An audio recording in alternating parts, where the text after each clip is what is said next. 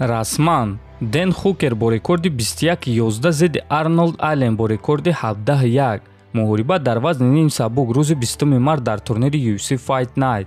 Висенте Люке бо рекорди 21-7 зидди Билол Муҳаммад бо рекорди 23 муҳориба дар вазни ним миёна рӯзи 16 апрел дар турнири UFC Fight Night. Ассалому алайкум дӯстон, хушомадем ба шабакаи мо. дар навори имрӯза оиди тозатарин ва беҳтарин хабарҳо аз ҷаҳони ММА гап мезанем.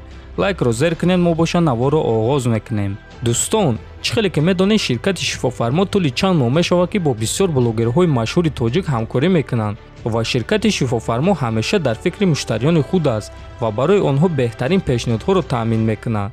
доруҳо барои фарбе ва харобшавӣ, барои ришу мӯйсарбарорӣ, барои хунукзадагӣ ва қавӣ кардани мардонагӣ ва боз дигар доруҳои гиёҳӣ ва оригиналро шумо метавонед худи ҳозир аз ширкати шифофармо харидорӣ кунед.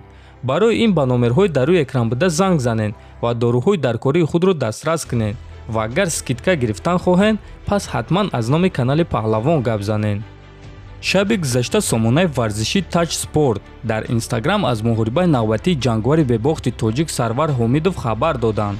аз рӯи гуфтаи онҳо, Сарвар Ҳомидов бо рекорди 12-0 муҳорибаи навбатии худро дар турнири UAR Warriors мегузаронад. кай ва зидди ки ҳозирашда маълум нест, аммо рӯзҳои наздик ҳамаи чиз аниқ мешавад ва муҳорибаи ӯро расман эълон мекунанд. аммо бошад дӯстон, ҳатман ба шумо хабар медиҳем. барои ҳамин ҳатман дар канал обуна шуда зангулачаро пахш кунед, то ин ки аз наворҳои мо хафо намонед.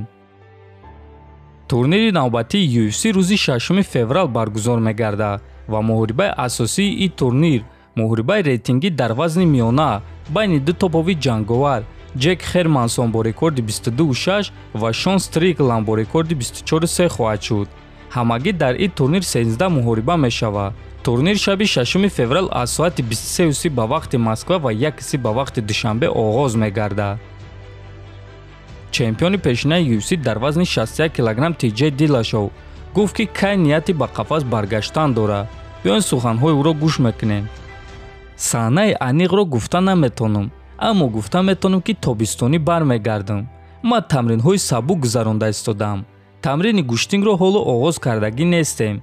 ман бояд аввал дар организми худ боварӣ пайдо кунам ва баъд мешавад ки дар фикри тамринҳои ҷиддӣ шавем. агар хато накунам, вақтҳои охир Жозе Альдо чанд маротиба ба ман визов дода буд ва ин чиз ба ман маъқул аст. ӯ барои ман намуна буд. ман фикр мекунам ки Альдо барои ҳама намуна буд. ӯ яке аз шоҳҳои вазни ним сабук аст, аммо мо бо ӯ дертар вомехӯрем. ман бо ӯ бо шодӣ дар қафас вомехӯрам, аммо баъди оне ки ман камарбанди худро баргардонам, гуфтааст Dillashaw.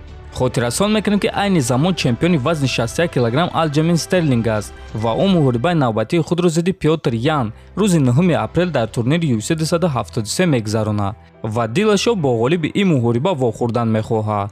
ҳамчунин TJ Dillashaw дар муҳорибаи Пётр Ян ва Алҷамин Стерлинг прогнози худро дод. ман ба ғалабаи Ян боварӣ дорам. чӣ гунае ки муҳорибаи якуми онҳо гузашт, мо дар он муҳориба дидем ки чӣ гуна Алҷамин Стерлинг шикаст ва таслим шуд. ӯ ягон чиз зидди Пётр Ян нишон дода натавонист. ман фикр мекардам ки Стерлинг бо гӯштинг ва текдаунҳои худ ба Пётр Ян проблемаҳои калон сохта метавонад, аммо Ян гӯё ки малакаҳои Стерлингро ҳис намекард. ба Стерлинг қувва намерасид. барои ҳамин ман боварӣ надорам ки ин дафъа ягон чиз дигаргун шавад, гуфтааст Dillashaw. дӯстон, ба фикри худи шумо дар муҳорибаи Пётр Ян ва Алҷамин Стерлинг ки ғолиб шуда метавонад, метавонем фикротонро нависен. мо боша мегзарем ба дигар хабар. ҷангвари тоҷик Ҷаҳонгир Сайҷамолов оиди рақиби худ Зелимхан Юсупов фикроша баён кард. биён суханҳои Ҷаҳонгирро гӯш мекунем.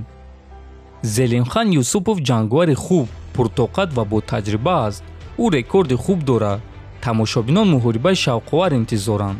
ин дафъа ман дар вазни 77 кг меҷангам, чунки барои вазнкамкунӣ вақти кам буд. ман худро дар вазни 77 кг аллакай санҷидагиам, гуфтааст Ҷаҳонгир. хотиррасон мекунем ки муҳорибаи Ҷаҳонгир Сайҷамолов бо рекорди 15-5 зидди Зелимхан Юсупов бо рекорди 14-8 рӯзи 29 январ дар турнири Open FC 16 баргузор мегардад. турнир дар шаҳри Тольятти, Русия дар майдони Лада Арена баргузор мегардад. чиптаҳоро аз саҳифаи расмии Open FC харидорӣ карда метавонед. мо ба Ҷаҳонгир муваффақият ва ғалабаи дурахшон орзумандем.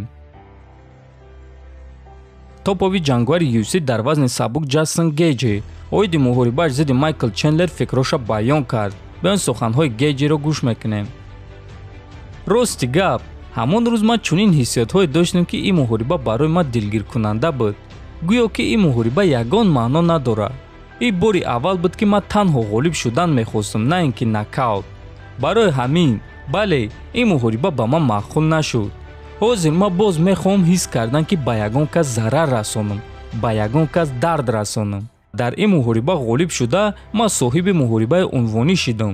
барои ҳамин, ман боз ба ягон кас зарар расондан мехоҳам ва ман ин корро мекунам, гуфтааст Гейҷи.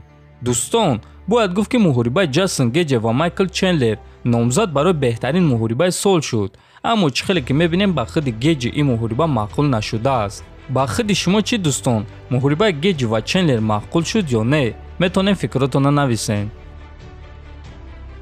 довари машҳур ва комментатори Bellator Ҷон Маккарти гуфт, ки Ҷон Ҷонс дар муҳориба зидди Фрэнсис Нганну ва Сирил Ган чӣ қадар имконияти ғолиб шудан дорад. биён суханҳои Маккартиро гӯш мекунем. ҷон Сирил Ганро ба замин меафтонд ва дар он ҷо ӯро то мурдан лату кӯб мекард. Фрэнсис метавонад, ки Ҷонсро ба нокаут рӯй кунад, агар ки зарбаи ӯ ба Ҷонс расад. Сирил ҳам Ҷонсро ба нокаут рӯй кардан метавонад. любой касро ба нокаут рӯй кардан мешавад. аммо агар ки ба муҳорибаи ҳардуи онҳо назар кунем, пас Ҷон Ҷонс аниқ ҳардуи онҳоро аз 10 муҳориба 9 маротиба шикаст дода метавонад, гуфтааст Маккарти. дӯстон, хотиррасон мекунем, ки Ҷон Ҷонс чемпиони вазни ним вазнин буд ва ӯ дар карьераи худ як мағлубият дорад. ҳамон ҳам барои зарбаи берун аз қоидаҳои ММА буд. яъне дӯстон, Ҷон Ҷонсро ягон маротиба ягон кас шикаст додагӣ нест. як мағлубияте ки ӯ дорад аз рӯи дисквалификатсия аст. дӯстон, ба фикри шахсии шумо Ҷон Ҷонс Фрэнсис Нганнуро шикаст дода метавонад ё не? топови ҷангвари UFC дар вазни нимёна Колби Ковингтон баъди ғалаба дар муҳориба зидди Хорхе Масвидал бо чемпион Камару Усман сеюм муҳориба гузарондан мехоҳад. биён суханҳои Ковингтонро гӯш мекунем. ягон кас дар сатҳи Усман нест, ки зидди ӯ ба монанди ман рақобатӣ карда метавонад. ана аз ҳамин сабаб ин муҳориба бояд ки баргузор гардад. сеюм муҳорибаи мо бояд ки баргузор гардад, чунки ӯ нишон дода натавонист, ки аз ман зуртар аст. ӯ исбот карда натавонист, ки ӯ беҳтарин ҷангвори вазни нимёна дар ҷаҳон аст. барои ҳамин мо ҳоло ҳам кори нотамом дорем. фикр мекунем, ки баъди оне ки ман рӯзи 5 март Хорхе Масвидалро шикаст медиҳам, ин ғалаба маро рост ба сӯи муҳорибаи унвонӣ мебарад, гуфтааст Ковингтон. хотиррасон мекунем, ки муҳорибаи Колби Ковингтон ва Хорхе Масвидал рӯзи 5 март дар турнири UFC 272 баргузор мегардад. топови ҷангвори вазни нимёнаи UFC Ҳамзат Чимаев ва чемпиони вазни нимёнаи Bellator Ярослав Амосов дар Таиланд якҷоя спарринг дар гӯштин гузаронданд ва Ҳамзат ин наворо дар саҳифаи инстаграми худ гузошта тамоми умр ин мубориза аст навиштааст.